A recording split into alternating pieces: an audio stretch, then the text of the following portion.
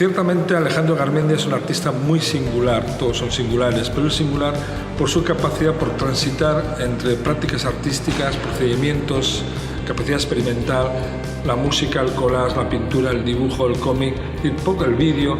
Pocos artistas encontramos en la escena vasca que han sido capaces de transitar haciendo trabajos realmente buenísimos en esos dominios tan diferentes.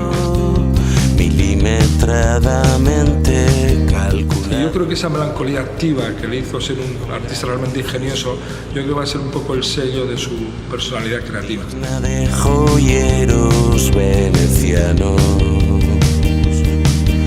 pretendo dar un golpe de